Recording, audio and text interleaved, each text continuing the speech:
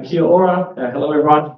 Thanks for inviting me today and acknowledge the traditional owners of Aotearoa and also traditional owners of Australia where I do my work. So I'm going to give an overview today of what we've been doing with new technologies to detect airborne myrtle rust at Australia's Botanic Gardens. And this is a really large collaborative effort. So I'm just really the representative today. There's actually a lot of people involved from Australian National University, such as Benjamin Schwessinger's group, Data Effects, and Baker, and SCI, which is South Australian Research and Development Institute. Now, project partnered many 9 different botanic gardens across Australia. Australian Network of Plant Conservation has been funded by a Saving Native Species grant.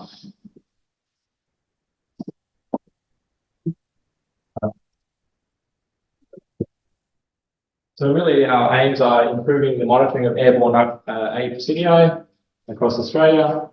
And we want to really improve the threatened species and risk assessments using an early warning system or new environmentally influenced threats from airborne myrtle rust. And we really want to improve our engagement with and communication with the botanic gardens and with the communities across Australia, really educate the public about this. This is the 9 botanic gardens that have been involved with. And in the map of Australia, you can see the little yellow pins. It's actually where we're detecting cyclone air samplers. Where we're deploying the technology is we're putting this signage, which is actually very helpful for the public to teach about how many species are critically endangered due to myrtle rust in Australia, which is 5. And then we've got a further native species that are really in decline. And there's over 300 different hosts for myrtle rust, as we probably most of us here would know. We have a website about the spore trapping, the myrtle rust detection and information. So this is the air sampler. The cyclone air sampler has been just installed in the Australian National Botanic Gardens the past 3 weeks or so. Very new, right in the central area where many people in the public will walk past it. As you can see here, it has this top black piece which actually sucks air down and it goes through the machine. And then you have this little carousel here which has a tube.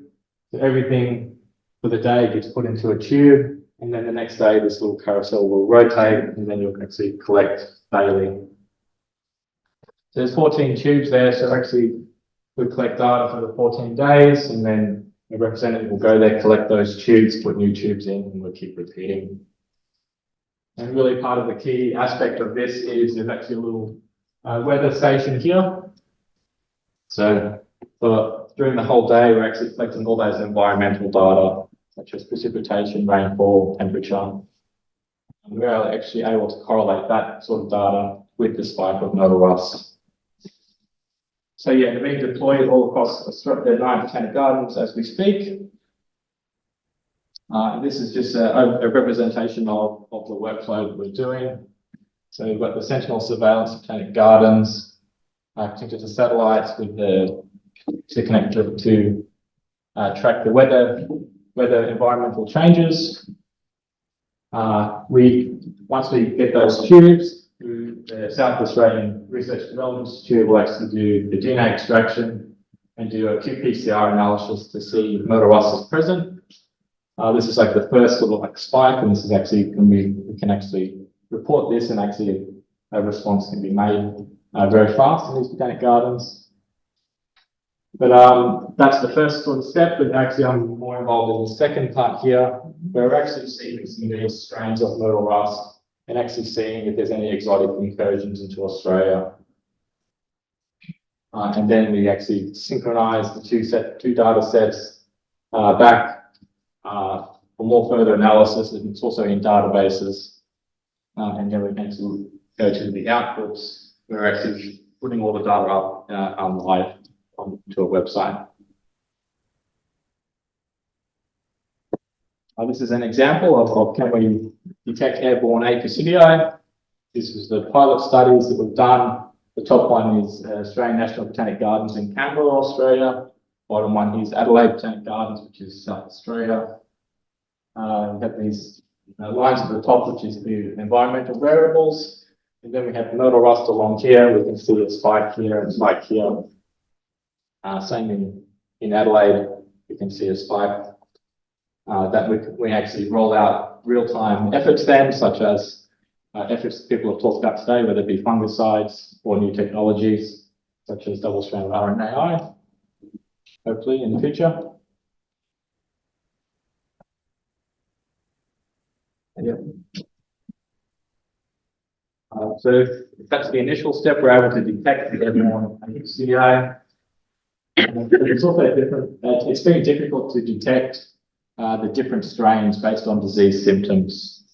So in Australia, we have the pandemic strain is dominant at the moment, but actually across Brazil, there's actually different strains of Myrtle Rust that actually may have an incursion of that into Australia and around the world.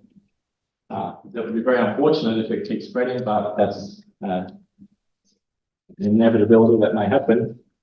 And these different strains have potentially pose additional threats to Australian ecosystems because they can infect more types of Myrtaceae species. And as you can see here, it's very difficult to determine the different types of strains based on the symptoms. The one way we could do that is whole genome sequencing, but that's actually quite costly. So we want to do a more efficient and accurate method for detecting newly induced strains.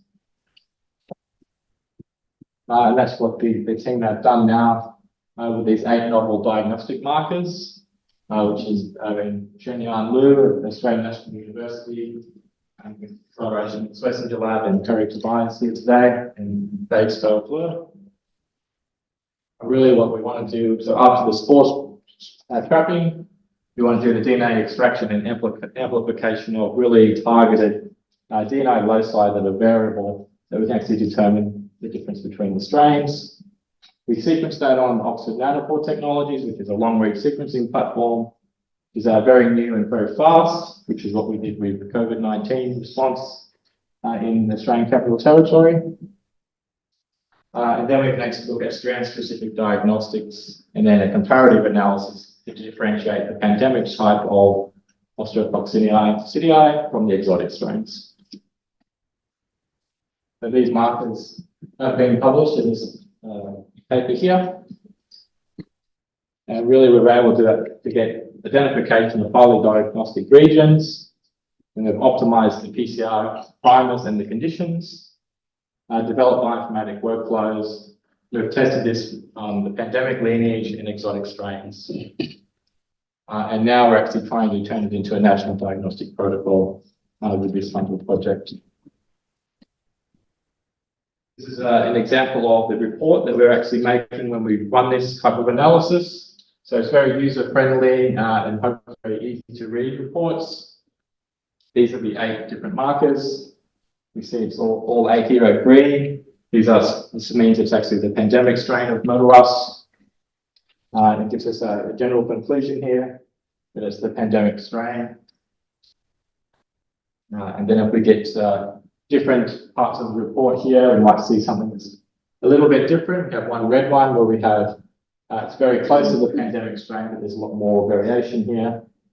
And then probably this would be quite a bad thing to see in Australia right now. We wouldn't want to see everything is red here. We're actually got an incursion of a very exotic strain of Myrtle Rust. So now that we've got those markers, we can actually continually monitor. So what are the outcomes of this project? So once we've actually been able to detect Myrtle Rust, we report first to the Chief Plant Protection Officer, CPPO, which is part of the Australian Government Department of Agriculture, Fisheries and Forestry. And then we keep the public informed with brochures and public information sessions. We have this spore tracker website, which actually we're uploading the data in real time as we have not just the weather variables, but the spikes in Myrtle Rust, how much it was, and what botanic gardens, and then we actually can lead to active responses. And this is an example of the website on the right here. which is live, which is up and running right now.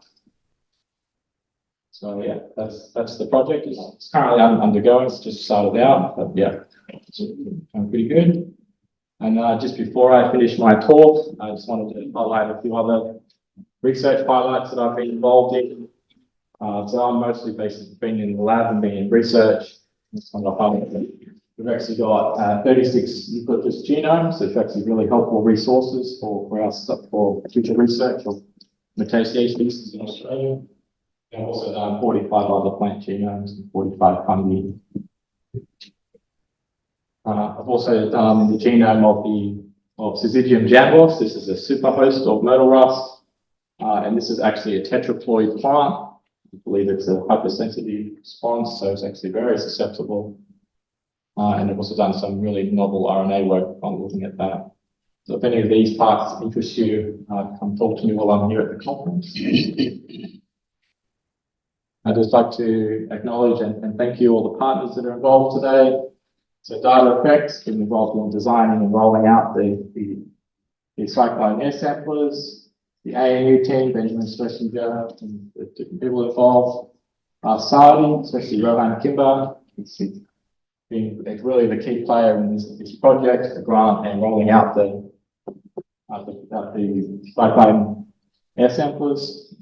The 9 different botanic gardens involved, Australian Network for Plant Conservation, and the previous pilots with partners at University of Canberra and University of Sydney. And thank you today for listening.